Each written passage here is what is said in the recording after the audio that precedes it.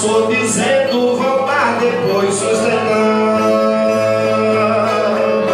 Pra viver feliz cantando e sem reclamar com a cruz, é ter Deus no coração, o seguir dos rastros da luz, porque ninguém é feliz sem se encontrar com Jesus.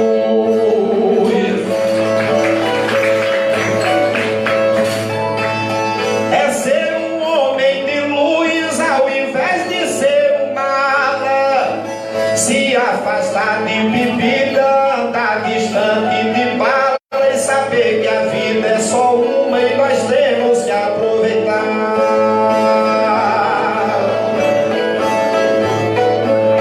Viver longe da senzala e da paz, abrir a cortina, é não vingar-se do próximo, não fazer carnificina, seguir as lições do mestre pra ter guarnição divina. Aprender com quem ensina, já que inteligência é rara. Não andar com quem mais corre, nem esperar por quem para. Não abrir demais as pernas, nem fechar demais a cara. É saber que Deus ampara rico e pobre na favela. É ter dinheiro pra feira, pra não padecer sequela. Ninguém pode ser feliz sem ter nada na panela. Com algum dinheiro nela, ter conta com os seus perfis. Não meter-se numa briga, não entrar em CPIs. O homem precisa disso pra poder viver feliz. Ser reto como um juiz e não pisar fora da linha. É respeitar sua esposa durante a vida todinha, pra não ficar sem mulher como eu fiquei sem a minha. Manter sempre a mesma linha em qualquer hora e lugar.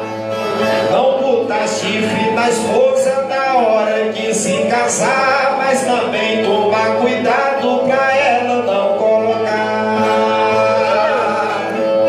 É trabalhar e rezar e de Deus pedir o amparo. É não querer dar um voto a um doido igual ao Bolsonaro, que quem vota com maluco depois paga muito caro.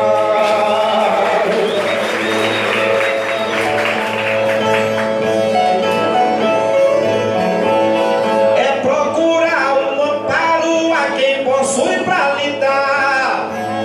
Não rezar por qualquer coisa, já que é melhor estudar. Que reza já não ajuda se a gente não se ajudar.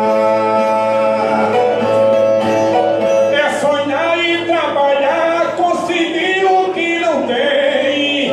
Dar o voto ao país somente pra ver o bem. E quando for candidato, não comprar voto a ninguém. O homem pra viver bem tem que manter seu valor.